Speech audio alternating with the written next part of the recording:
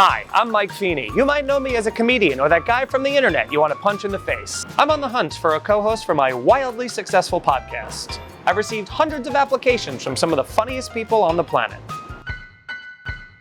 I'm gonna freak out. Join me to see if they have what it takes to be my co-host. Welcome to Co-Host Wanted. Today, I am interviewing stand-up comedian, actor, and cartoonishly neurotic, Jewish, Jon Rudnitsky. Jon, welcome, pal. Hey, thanks for having me. Hey, thanks for coming in. And by the way, do you know that everyone in comedy, including myself, well, now I know, but I didn't. Fucking hates you. Thinks that your name is Rudnitsky? Do you know that? Yes. Everybody. Every person. It's not spelled that way. It's not spelled even close to that way. But it's kind of close to that way. There's extra letters. There's a T in there, but Rudnitsky is what. It's not the best stage name. By any means. Rudnitsky it's a good name. I just don't know what it is that like.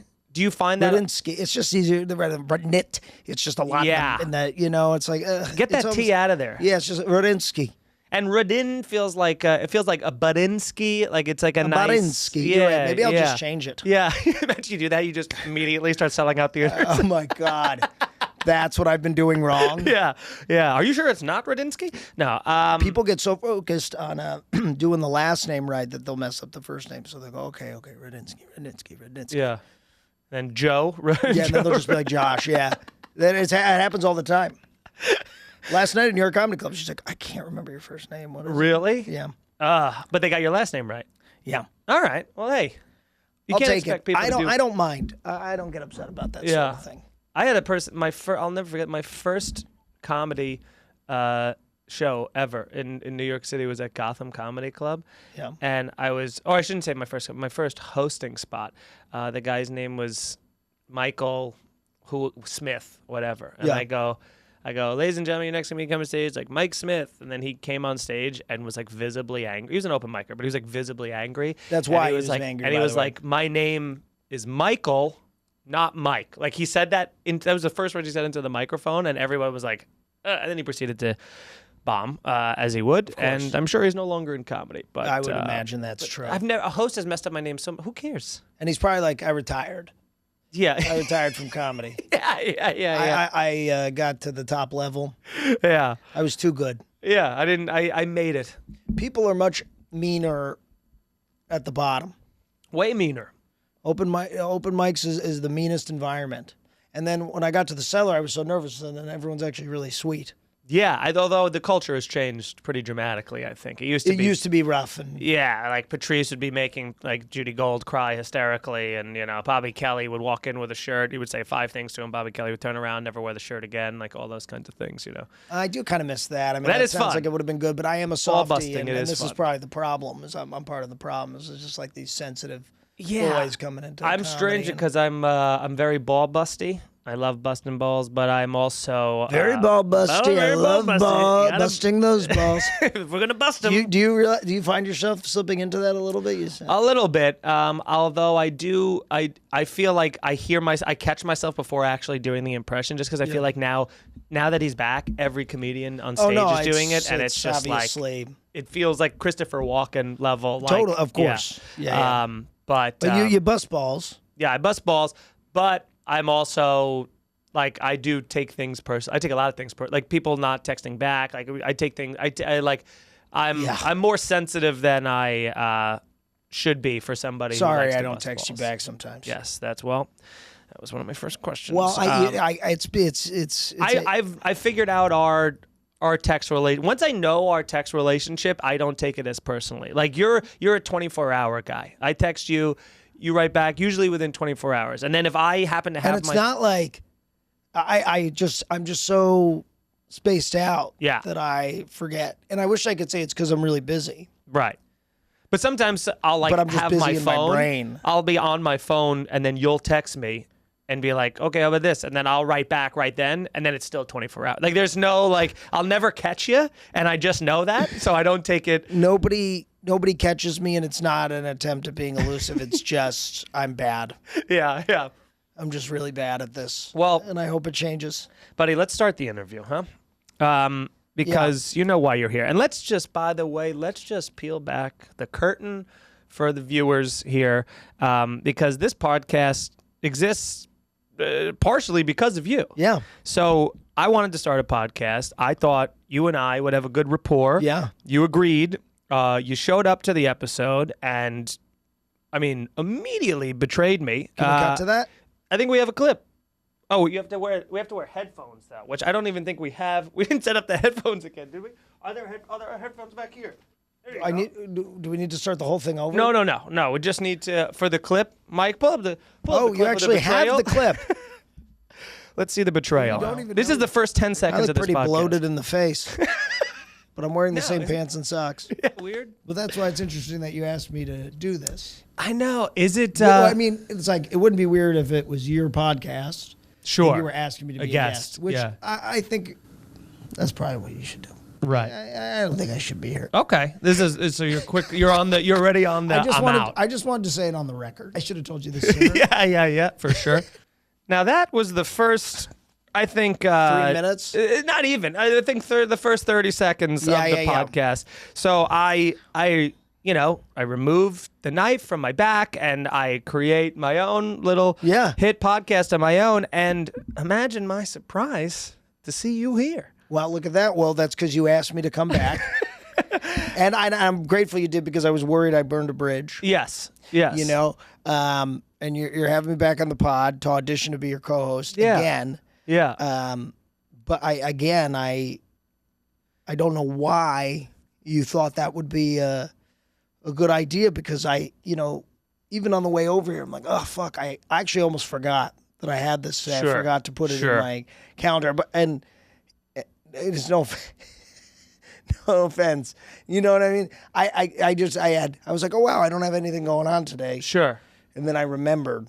See, because I already know what you're doing. And it's a good tactic. Some people try this tactic, this whole you would think. I don't need this. We have proof of me doing this with you before. But you said you weren't a podcast guy. You even had, I believe, a full existential crisis about it. Yeah. Actually, we have a clip about that. If we can just go to that real quick. To that.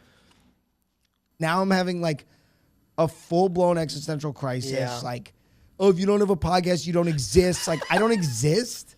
I thought I was doing good. Like, I'm going to Cellar. I'm like working out. I live in New York. Sometimes I'm in LA. Sometimes I'm on set. Like, you know what I mean? It's cool. Netflix movie, where you been? I didn't realize like where you been was like, oh, I forgot you were a person. Right. And now it's like, oh, I don't exist. Not a person. Forget you were relevant. Ugh. You ruined my fucking day, Mike. Yeah. And so you're doing it again. Actually, this is reminding me why I was upset. I'm actually right back to where I was. Yet, like a bad penny that you can't get rid of because Jewish, you're here again, and I'm happy that you're here. I'm here because I felt I owed it to you. Okay.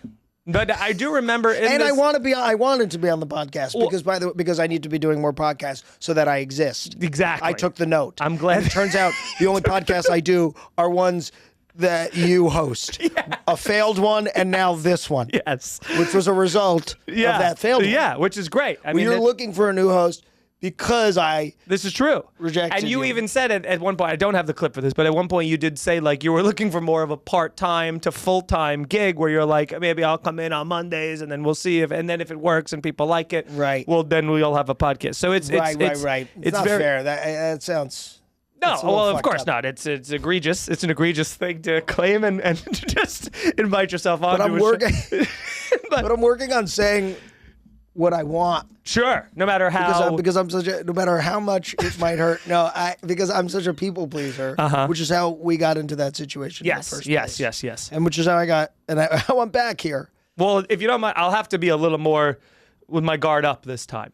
If I would assume you would know that going in. Fool me once kind of a situation, right? Sure. But like, so why do you think that you would be a good co-host if you take the note, like you said, and you're willing to move? I don't. Interesting. I don't think I'd be a good co-host. Okay. I told you once. and I'm not going to fucking tell you again. No, I'll tell you again, but I'm not going to do it a third time. Okay. I'm telling you again because I'll tell you twice. Yeah. Because I know that this one's actually going to make it somewhere. Yeah. And if this goes nowhere, I'm never fucking talking to you again, Mike. That's it. We're done. Okay. Well, it's it just depends if you want to exist as a person, and that's why I'm here. All right, to exist. Let's go to this then, because I see you again. I know that you're a smart guy. I see the cleverness of this. Really? This whole like I don't want you, so you have to want me reverse psychology thing. God. It's very clever. It's a little manipulative, I think, frankly. But we'll push on. What's the worst? What you see is what you get. That's not even a little bit true with you. What's the worst interview you've ever had? Worst job interview you've ever been on?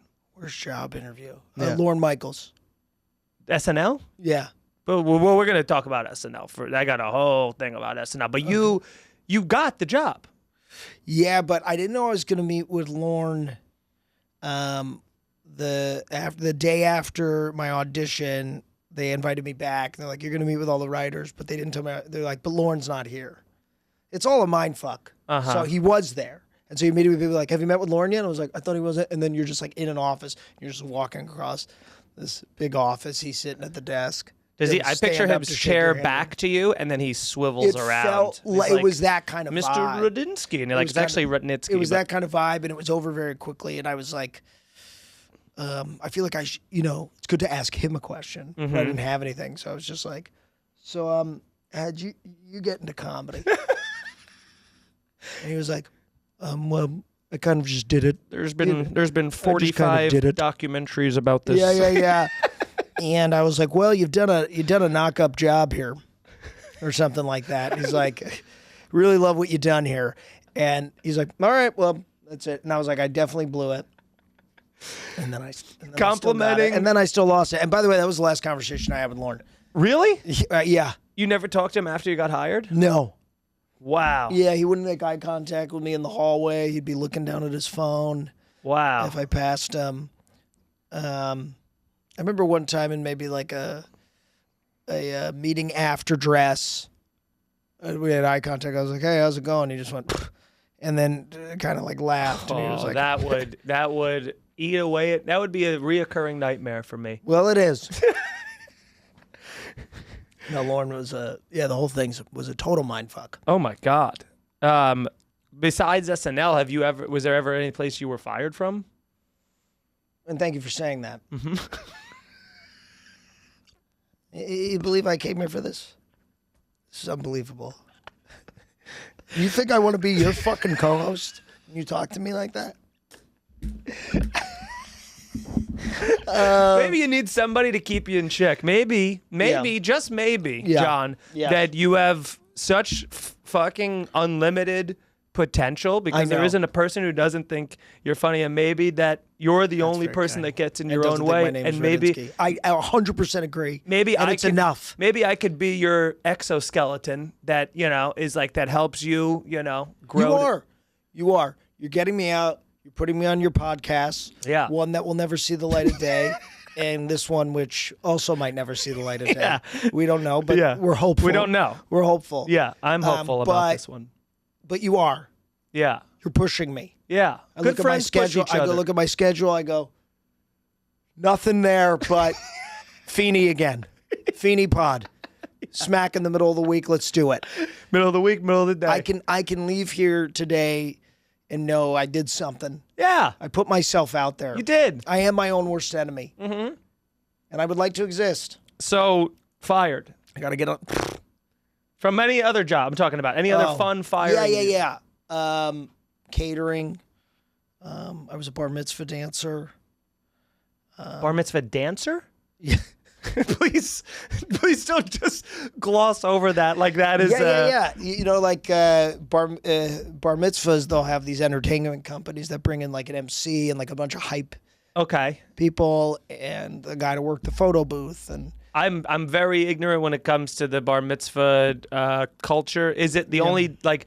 The two Jewish dances I know are like the da da da da da da, that chair one at a wedding, which I've done before, which is very fun. A lot heavier than people lead you to believe. So it's heavy, crazy, and like reckless. It's I'm so terrified when I'm involved in that. Yeah, it's too much. Thankfully, they do it later in the wedding when everyone's pretty drunk, so it's like people get like the beer muscles for it. But also maybe the dumbest. Dangerous. Yeah. And then what's the one where you like crouch down and kick out a foot? Oh, yeah, that's just kind of that's like Fiddler on the Roof. I don't think that happens a lot. That's not what you were doing. No, I don't think that happens much. What were you doing? I think you're thinking of like the bottom of the Titanic. I don't think like many... I'm so educated. You really don't know Jews. I know Jews. I just don't know a bar mitzvah. I've never been to a bar mitzvah in my life. You're thinking of klezmer style dancing. Yeah. What is a Jewish bar mitzvah? You go to a bar mitzvah as a dancer. And how do you dance? And you're getting people up for the cha-cha slide. You're getting people up for the so you're like you're more of the MC. You're like the DJ. Well, no, guy. I wasn't the MC because I went to grab the mic, and one of the dancers comes up to me and goes, "Hey, man, you don't grab the mic on night one. You got to work the photo booth."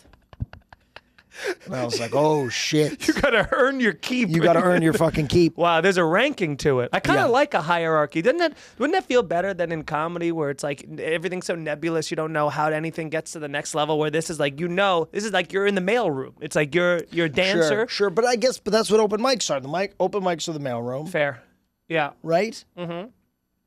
And then the cellar's more of like. But then there's the hierarchy within the cellar because you got the guy who's just coming in and he's the new fish, and then you got the guy who just how were you the Netflix. So you did the dance. Is that why you got fired? Because you tried to grab the mic? With the catering, I got fired because I just didn't show up. Didn't put it in your phone. Or I was also eating the food. That's what it was. I was eating the food like not behind, like I'd be that's crazy. Eating it and then handing it. That's crazy, dude. Yeah. Yeah. And they were like, "Don't talk to the people." Sure. And if there was like a celebrity, because I was doing this in LA, I would just go up and just be like, "Here's my headshots." Like you were that my guy. headshot. Yeah, I was like, "Hey, man, what have you been up to?" Did that ever lead to anything? Like, did you ever have like a connection with anybody that like even like a casting director? I don't know. Like, does that ever work? I guess. Because that to me is the equivalent of catcalling a woman from your car. Yes, but this is all right. Whatever. Kevin Spacey was at. And let me guess, he took a shine to you, huh? Just little tight-abbed boy in his little tuxedo? He took a shine to me, and yeah. All right, we're on the record here. Whatever. This is going to help you. This is true? And going to hurt me. This is good. Yes. Okay. This is 100% true. All right, let's hear it. And so I was catering an event at the SLS Hotel. It was for the BAFTAs, and I was handing out, shrimp cocktail, and they were like, "Don't talk to the celebrities." And I just did a House of Cards parody on YouTube that went kind of viral, and so went up to Kevin Spacey. I was like, "Hey, I did this thing. I'm not sure if you saw it." He goes, "Oh, I saw it, and I loved it. We'll be in touch." Whoa. Does he have a Southern accent? No, I'm just doing like the House of Cards. Okay, got you. Yeah. We'll be in touch. Nice. Yeah, good twang. Thanks. You do a good twang. Thanks. Oh, fuck off. Sorry, I don't know why I wanted to say that to you. Live your truth, dude. I love you. Yeah. Okay, so poof, Kaiser Soze, guy disappears. I don't see him. Next day, I get a text. I don't know how he got my number. This is Kevin Spacey's assistant. He'd like to invite you to the Emmys after party. And he invites me, and I get there, and he's in a tuxedo. He's talking to Robin Wright Penn. I'm freaking out. I'm 23 years old. I've never met anyone famous. By the way, I called my manager, and I'm like, "Oh, my God, Kevin Spacey wants to invite me as a guest." My manager was like, "Oh, he wants to fuck you." And I was like, "No, he's a fan of my YouTube video." Anyway, so I like that the manager was like, "Oh, you will get molested. You'll get molested, but go ahead." Yeah. Yeah, but hey, could lead to something that gives me 10% of that. So, and so he comes up to me and he's like, "Oh, how's it going?" or whatever. And it's like this kind of surreal thing. And we're having a nice time. We're drinking, but I'll make a joke. Hands soft? Hands very soft. Soft hands. Soft. I think. I can't remember how soft the hands were, but I know when I make a joke, the hand will kind of land on the knee, and then sometimes it will land a little higher. No. Like, I remember I'd had a few drinks, and I said, Kev. I said, Kev. That's how confident I was. That's how drunk I was. I was like, yo, Kev. Your face, it's a little close to my face. I remember I said that too. And I was like, I just need you to know, I'm not gay. And he's like, well, I'm not either. I'm just attracted to the person. Wow, dude. And what was your response to that? Like, oh, okay. I was like, all right, well. Anyway, by the way, I hung out there way too late. Of course. Because I was still like, well, it's still Kevin Spacey, still a hero of mine. Sure. Anyway, everyone goes up to his hotel room. There's drugs. At one point, his head ends up in my lap. Not face down, but face up. And Kevin Spacey's like looking up at me.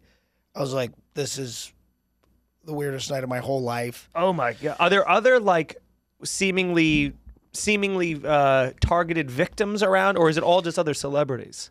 It's other celebrities. I think I'm the guy. Mm-hmm. You're the target. Yeah. You're like... for this night, I'm his date, and I'm the one he's kind of interested in.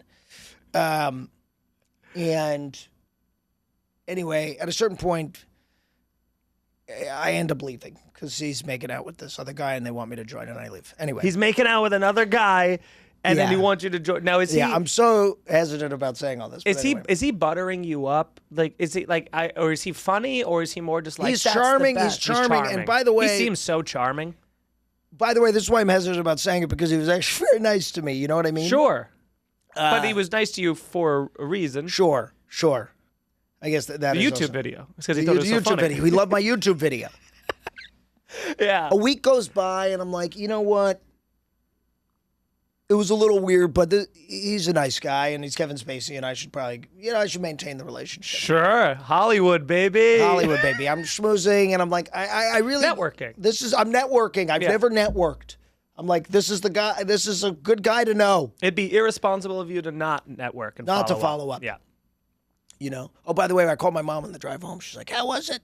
And I was like, you wanted me to suck his dick? Yeah, I think. And she was like, well, what'd you decide? That's my mom. She was like, well, it could have been good. You could have been on House of Cards. And so I email him. I go, hey, man, hey, Kevin, thank you so much. So special. Listen, if you're ever back in L.A., come to a stand-up show of mine. Sure. And sometime he goes, I'm in town. When's the show? Gets right back to me. Oh. So he comes to see me at the West Side Comedy Theater. Great room. Fun room. Yeah, fun room. Small 3rd Street room. Promenade. At the time, you had to walk through a McDonald's to get into there. So Kevin Spacey walks through the McDonald's to come to see me at the thing. There's 6 people in the room. I remember it was a Comedy Central showcase, and nobody's there. And it's a showcase, so there's industry there, so it's terrible. It's terrible, and only a handful. And remember Hassan Minaj was there. And he goes, is that fucking Kevin Spacey out there? And he's sitting in the back? He's not invisible. He's visible. I mean, everyone's visible. Of course. And I was like, what? Kevin Spacey? That's fucking crazy. Wonder what he's doing here. Anyway, yeah. And then we all went out to drinks afterwards, me and some friends. And then he was very interested in a friend of mine. And then that became a whole saga that he had to deal with. But did you get a little jealous? But I kept in touch. Did you get a little Kevin jealous? Spacey. No. I was kind of happy that the heat was off. Okay. Because I wanted a friendship with the guy without him wanting to go down on him. Right. Or vice versa. Anyway, I kept in touch with him. Sure. I got drinks with him one other time with a group of people, and by the way, when I got fired from SNL, he's like, their loss. He would say nice things. Nice. But, occasionally I get a "you up" text, but still. No. Oh. Not since everything went down. Yeah. Not but since he was the unpleasantness. But listen, Careful. handsy guy likes a young straight boy. But the sexual thrill of turning him. Yeah, that might have been it. Yeah, that might have been it. Wow. But also maybe. But he never promised Maybe it's not totally clear with me. Maybe I'm also not given the straightest of vibes. But maybe he didn't promise you. There's no quid pro quo here. No quid pro quo. Yeah. You know what I mean? He didn't grab my penis. Yeah. Just head in the lap. Just head in the lap. So you really glossed over that three-way kiss though, but yeah, he was with another guy on the couch, and they're like, you ever been with a guy? And I'm like, no. They're like, well, you should. I'm like, I'm okay. And then I left. Oh, that's so. And when you left, was it just? I mean, that's so like when you reject somebody twice like that, like a second time, and then be like, no, we're making out. Come in here, and you're like, no, thank you. I can't even remember how I felt. I think it was just like such a surreal evening. Even now talking about it, I'm like, fucking. Did that crazy. happen? Yeah, that's Did wild. that happen? So now So to answer your question, talking to people at the catering job did turn into something, but I can't say it was the best thing for my career. Yeah, dude. I mean, it's so funny. Do you still have his phone number in your contacts? Yeah. That's so. Do you I think have, it's? I have a voicemail from him. No, you don't. I do. Is it a good voicemail? Can you play the voicemail? Is it like a non, invasive one that's not going to be too? It was the. Is it not like he just goes like, I'm gonna suck your cock. Oh my God! No, it's not. Can I suck your cock? It's not. Can I suck your cock? It was the morning after the show at the West Side Comedy Theater. Oh, is he just buttering you up? No, he's Dude, just like, please last play this. night was fun. Ridiculous, he says. Okay. Yeah, make it loud so I can hear. Oh, let me start over. Crank that volume. Oh no, it's not playing. Hold on. I'll do this here so I can hear it here. You can probably hear it. Oh, yeah. Is this ridiculous? It's Kev from last night. If you get this, give me a shout back.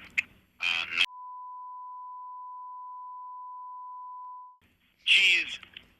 Cheese? Yeah, he said cheese at the end. What? I didn't know. Why does he have like a twang? Is he doing the House of Cards voice? I don't know. Around? I'm not sure. That is crazy. I just want to go on the record. He never did anything too untoward to me. He was just, you know what I mean? Yeah. But not a good guy. Like, you can't defend his, like, I'm not on here defending Kevin Spacey, but it feels, the reason I never talk about it is because I was like, tough. I was grateful to him. I was like, he's obviously, I wouldn't want it to seem like I'm trying to do something advantageous for myself or just like conveniently throwing this guy under the bus. Yeah. You just asked me a question about catering, and it's a really wild story, and that's fantastic. Yeah, that's great. I mean, I never would have thought that we would have got there from. Have you ever been fired? I should have led with, have you ever had Kevin Spacey's head in your lap? And you're like, funny story. Funny you should ask, actually. That's wild. By the way, because I know you were teasing about, you're like, has this show ever, like, is this going to even come out? Did I show you the numbers from last week's episode? Oh, it's out? Yes. And I think it's going to do well. Just want you to see what he wrote. Wait, hold on. Sorry. That was... yeah. That was Feeney's a fucking troll. He's a goddamn prick. No, my son gave that to me. All this right. This is the one I meant to give you. Come on. But it's a lot of, that's the downloads we're getting. So it's whoo, buddy. This is Do you see what I'm dealing with? You may want to consider. I'm gonna be your goddamn co-host? With numbers like that, you're saying no? I am here as a favor to you. And yet, here I am promoting you. I could have been pacing around the park thinking, I should write a movie. I wonder what my ex is doing. But instead, I'm here. Yeah.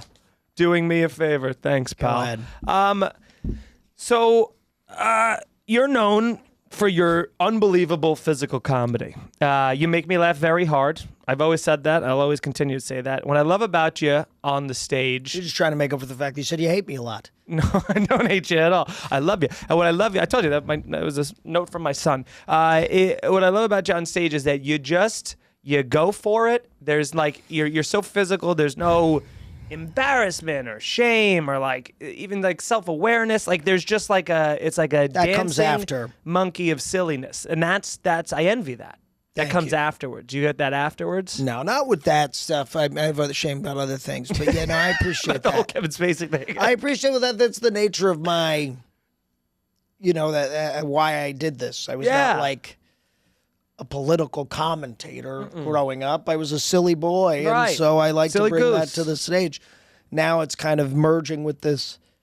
It's kind of bumping heads with this 35-year-old kind of anxiety-ridden guy, and it's now it's kind of a bit of both. I'm kind of at odds with myself. Right. Yeah. Right. All right. Well, let's. It's my parents' fault. No, that's because I'm 100% both of them. It's an easy thing to do, huh? Yeah. Blame the parents. All right. Let's talk some SNL questions here for you.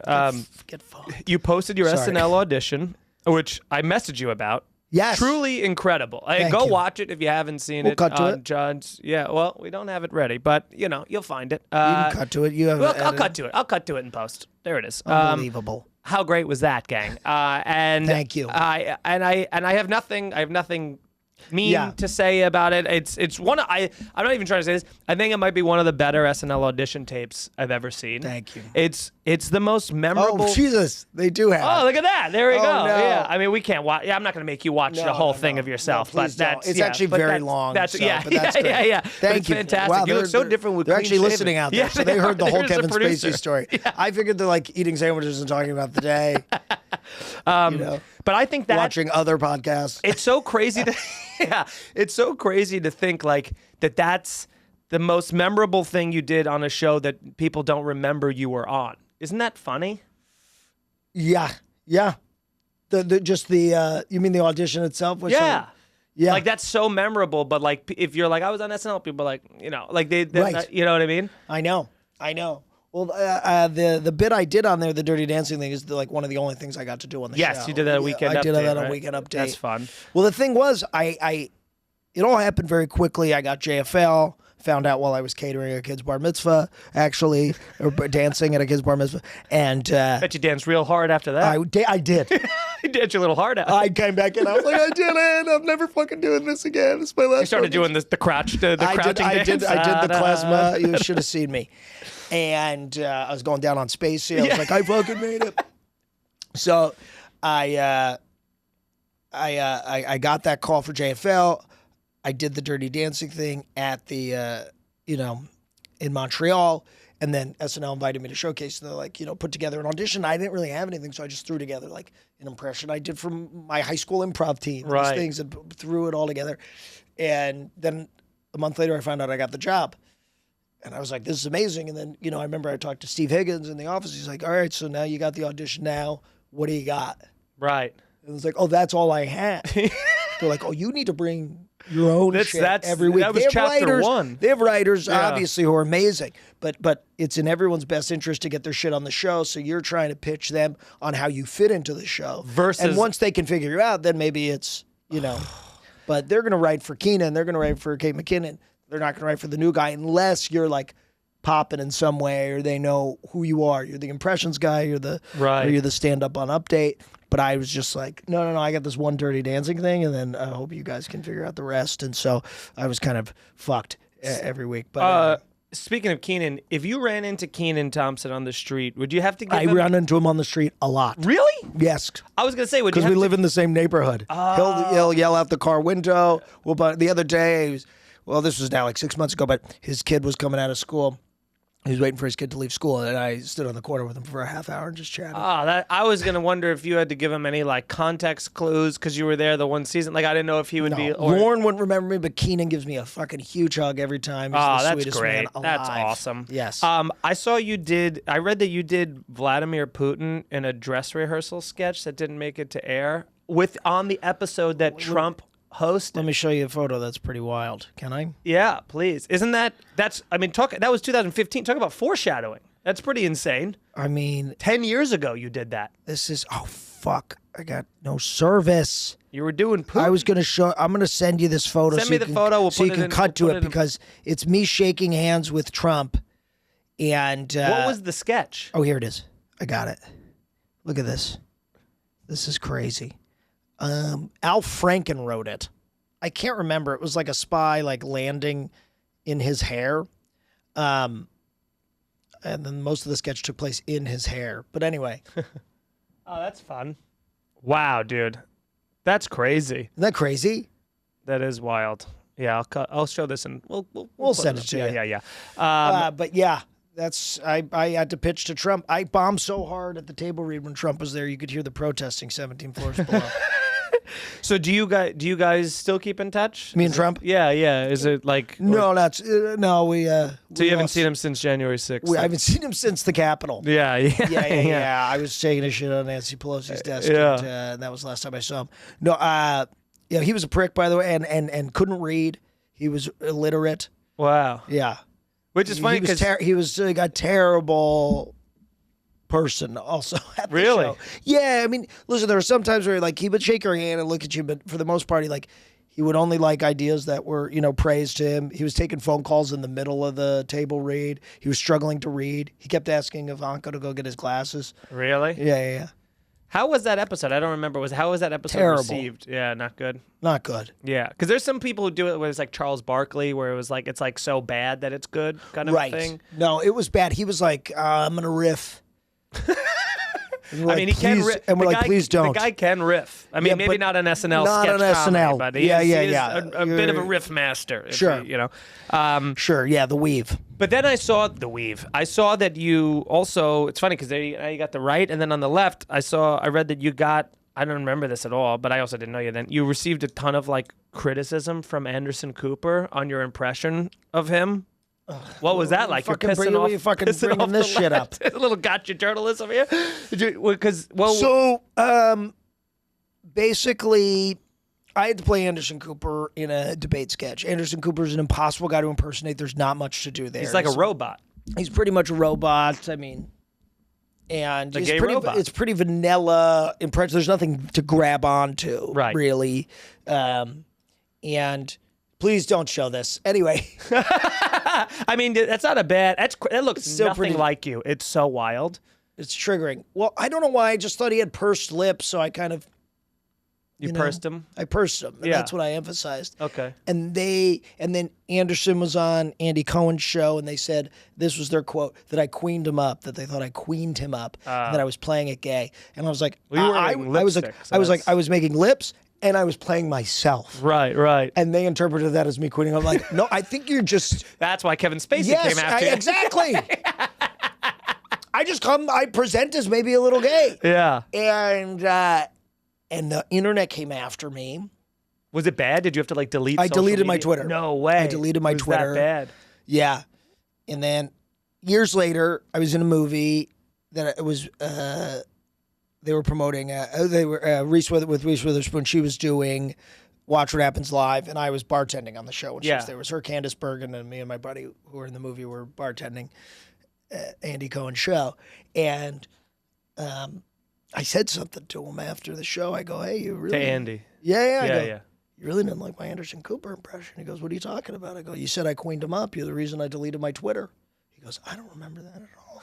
Oh yeah, he's also high and drunk a lot of times. Yeah, he's also done this a million times. He doesn't know what he's doing. Like he's generating, buzz for the show. And he doesn't realize I've been to watch what happens that he's like live. tarnishing a 25-year-old who's like barely staying afloat, So wait, it was Andy that said that, not Anderson? I didn't watch the clip. Yeah. Because I thought it was Anderson. It would have devastated me too much.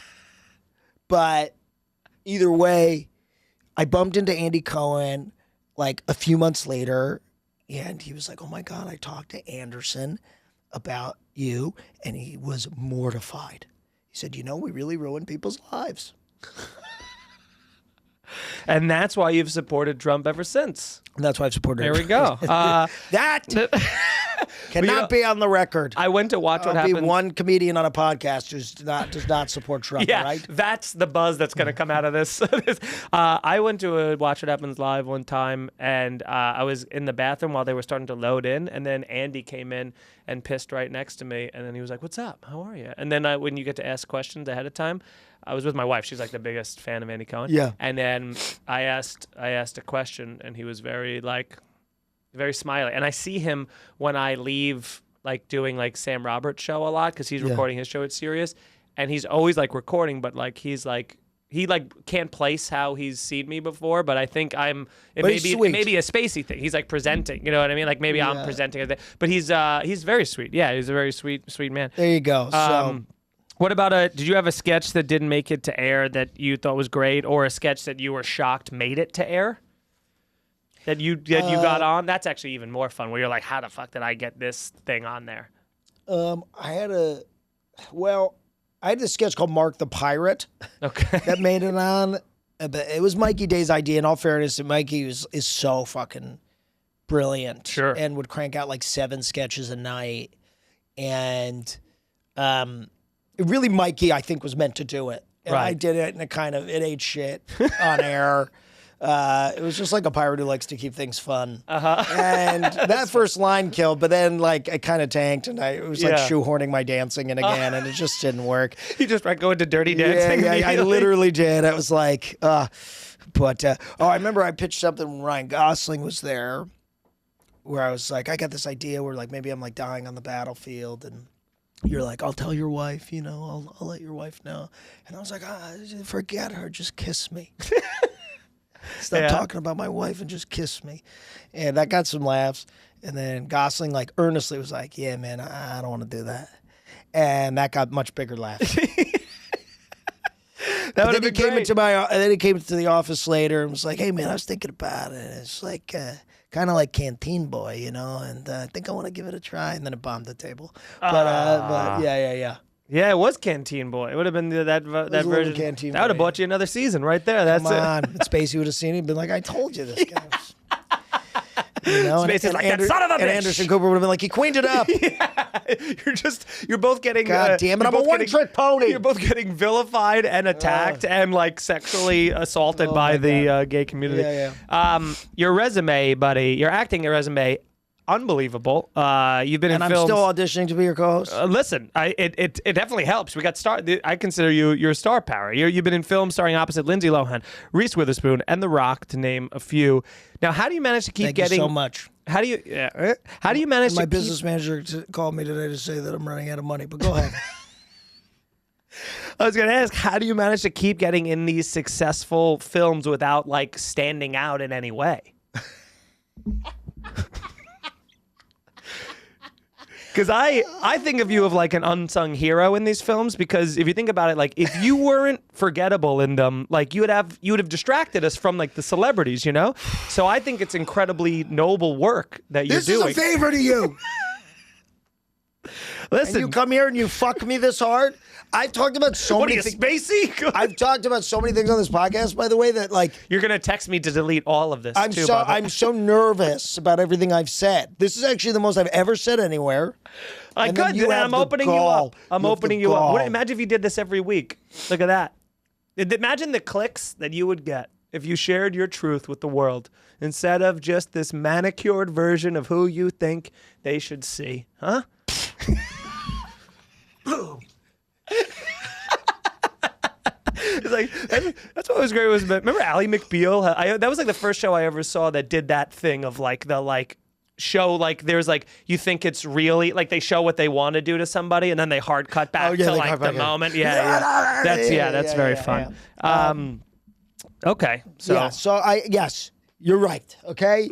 I've done some pretty cool things, and nobody seems to know that I was in it, even right after having watched it. Well, I've heard that you have an acting course you're teaching now, the Rudnitsky method?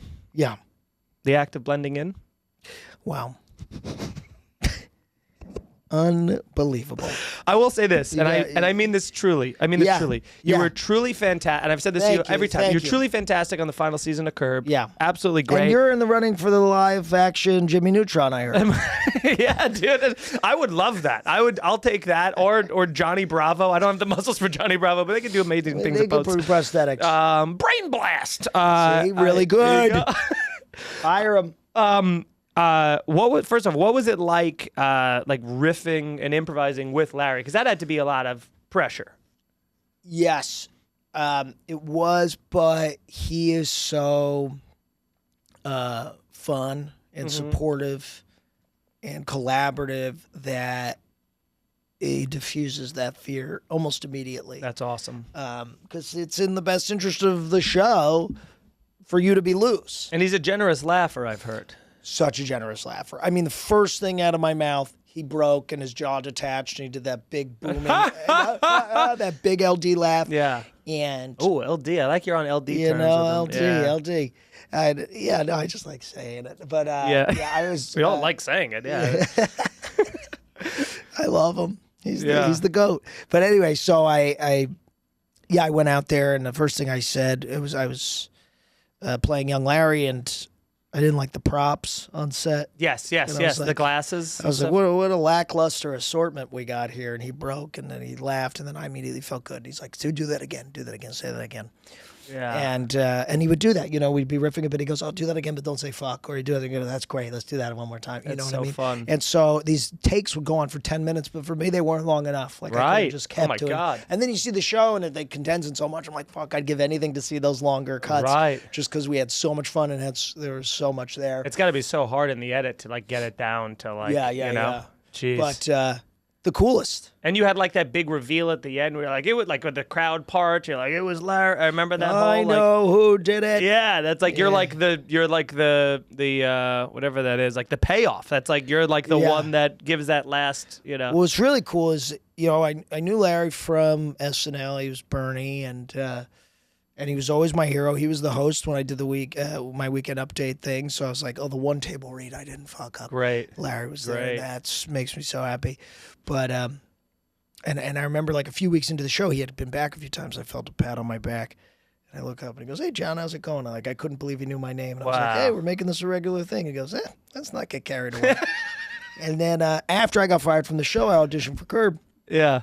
I went in there with them, and I felt like I honestly didn't even do that good of a job. I was pretty nervous. Did you read in front of him? He was very sweet to me, and I did. Yeah. And Jeff was in the room, and I got this part on Curb, different part.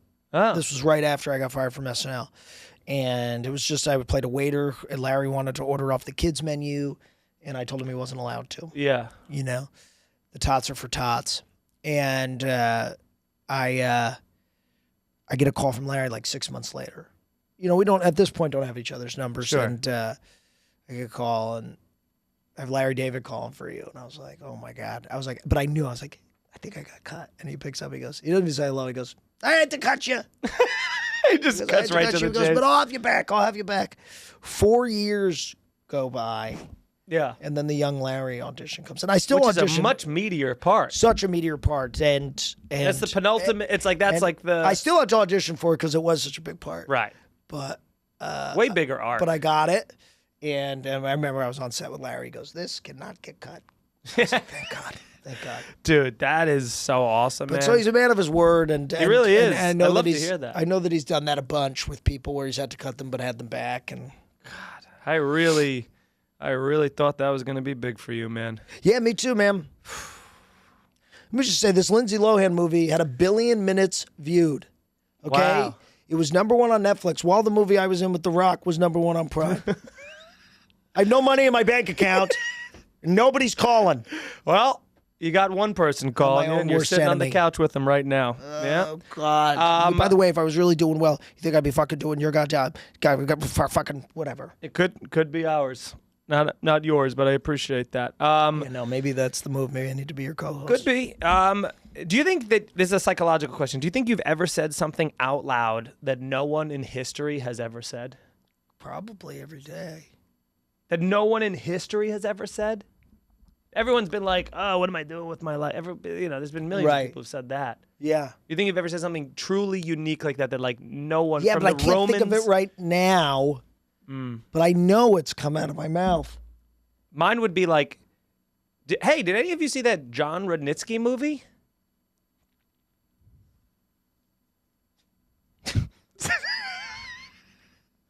By the way, yeah, that's never been said. I agree with you. Yeah, they go like the Reese Witherspoon movie that John's You're taking shots, like Zach Galifianakis would take these shots at like Brad Pitt. Right. And you're taking these shots at fucking me. You're a movie star to me. You're kicking me while I'm down. You're not down. You're in a movie with. You just said the 1 billion minutes thing, and the movie you have Kevin Spacey voice. You're right. But you're right. That's the thing. Nobody fucking knows. Everybody's seen the Lindsay Lohan movie, but nobody knows that I'm in it, even as you're staring at me, because you do a great job of blending in. I'm a guy in a sweater that she's not interested in. That is so funny. Like character actor and famous guy in the sweater, Jon Rudnitsky. Yeah, that's how you get cast. Guy in sweater. Even in Young Larry, you're wearing as a Young Larry, you're wearing a sweater a lot. Yeah. Yeah. But, you know, I don't even look like I did in Young Larry. It doesn't matter. I know. I trust me. Get fucked. Sorry. This is just on a scale of 1 to 10. How confident are you that you locked your apartment door before coming here? It locks on its own. Ah, that's great. Am I confident that I have my keys? That I'm not sure. Immediately you start worrying. There they are. Right? We got them? No. Okay, I know you overthink, so I wanted to make sure. Oops. Got them. Think so. Okay. Thank God. Let me see if anyone texted. That was not a soul. If they did, you get back to them in a day. Not a goddamn soul. What's something small that gives you an irrational amount of joy? Huh. Something small that gives me an irrational amount of joy. When I don't have a show. Yeah. That freedom of being like, the world's my oyster. Yeah. I'm going to Postmate something. And isn't that wild? That even like, as we do this fun job, we still have the same 9 to 5 thing of being like, yes, no work today. Yeah. Isn't that wild? I don't have to do 12 minutes tonight. Yeah. Though if I don't have a show on a weekend, it's the opposite feeling. I'm like, fuck, I should be working. This is not good. Because there's more money on the weekend. So you're like, uh-oh. Right. I mean, listen, if I don't have a show, I'm upset. If I do have a show, I'm upset. It's all upsetting. It's all upsetting. Yeah. So no joy, actually. So, yeah. The opposite of what.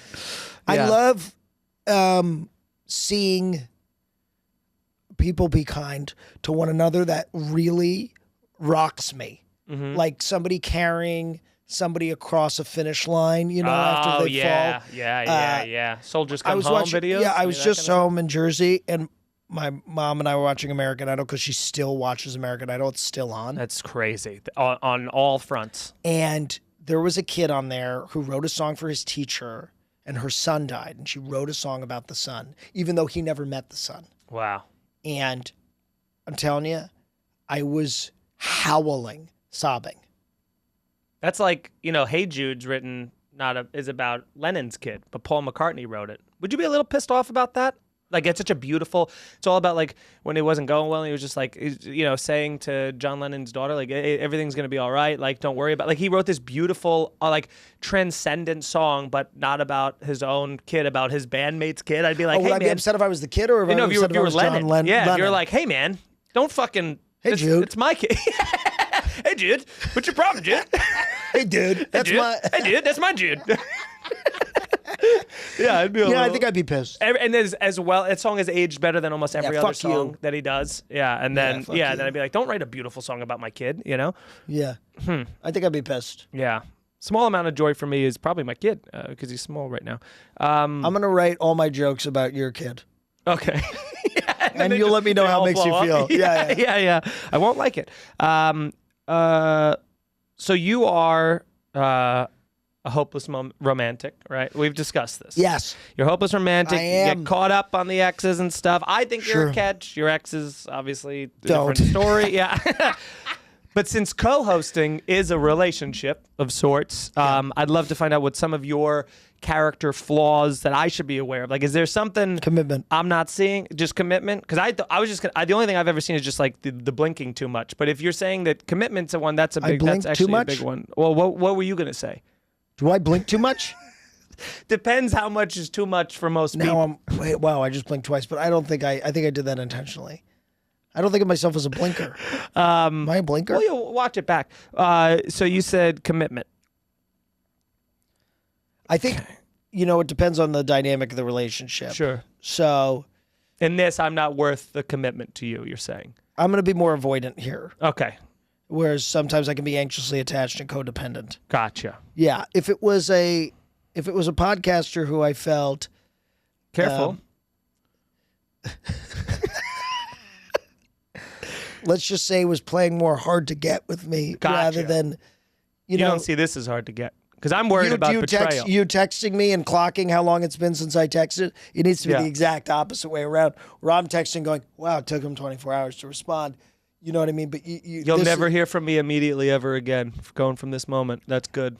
That's good. Yeah, now I want you more. Even just you saying that. Yeah. I don't need you. I mean, I told you. Look where we are. I'm gonna suck you off right now, Chief. I'm gonna give Call you me Spacey. I'm gonna give you what Spacey couldn't. Yeah. Spacey couldn't. If birds started gossiping about people, what's the first secret you think they'd expose about you? Huh. That's a really good question. Thanks, man. Like, this guy doesn't know which way he's going. Probably he's on Google Maps, and he clearly is in the middle of the you got lost a lot. He's in the crosswalk, and he's really going in circles a lot. He's gone to that corner That's 5 a times. secret that you have, is that you're not good I'm just at thinking of it from a bird's POV. Like, what are they capturing? a bird's eye view. Yeah, exactly. What are they capturing that... A BEV.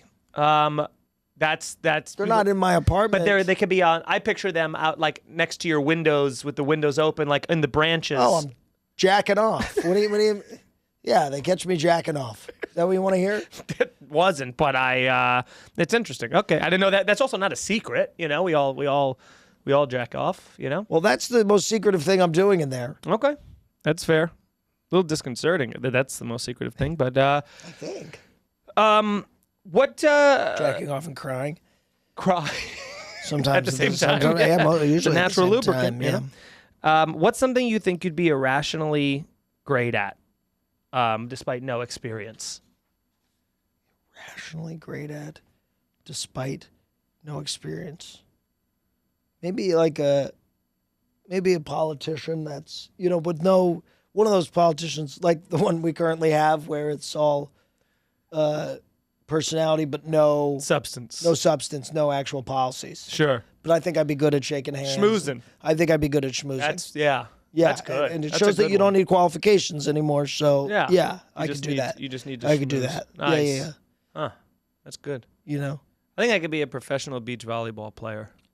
I get that vibe from you. I play beach volleyball see you like doing when I go that. to like a cruise. If I'm on like a cruise or something, and I I see you get doing that. a little drunk, and it's just I'm tall. It just feels very easy. Regular volleyball on like hard surfaces, that's crazy. No one can do that. No, but like sand. Sand, I'm in my element. But you're not you can dive. You're not like on the American team. You're like you go to Ireland, somewhere where You go to, like, Ireland the for- athletes are less Yes, than. yes. Yeah, for sure. and you're On a doing curve. that. You're but not I'm getting in paid there. much. I'm one of the guys. I'm spiking it down. I'm hitting. Yeah. By the way, people's just the face. sheer fact that you went like that makes me feel like you're probably not that good. Well, this is the net, and I'm spiking it over in the That's net. not a spike. Well, but here's the thing: if I I go think like, you're honestly. Can I be honest? You're queening him up. oh no, I hope someone doesn't ruin my career about this.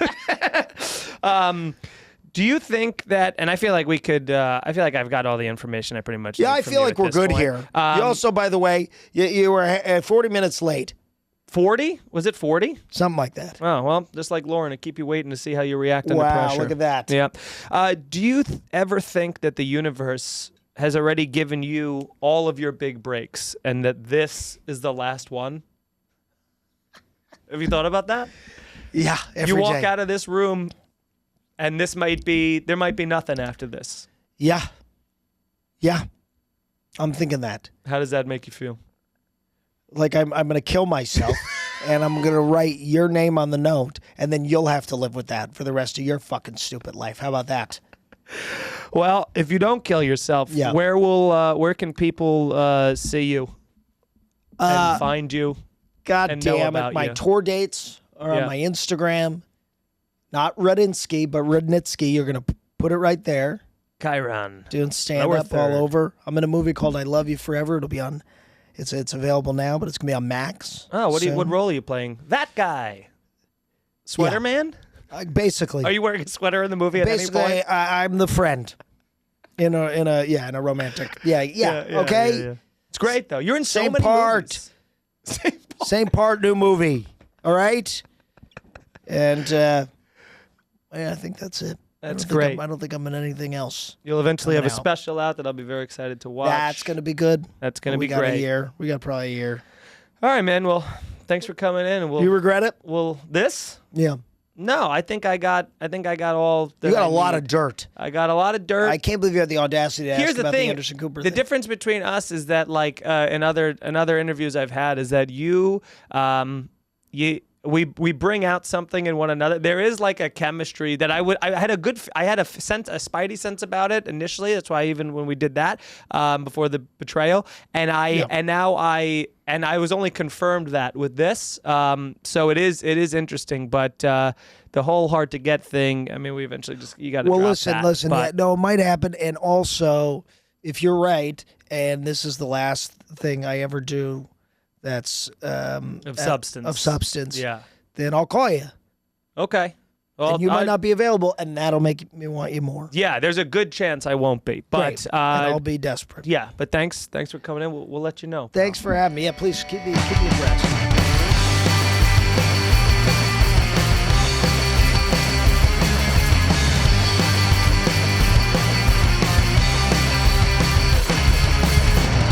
All right. All the best. All the fucking best. You realize how much of a terrible answer?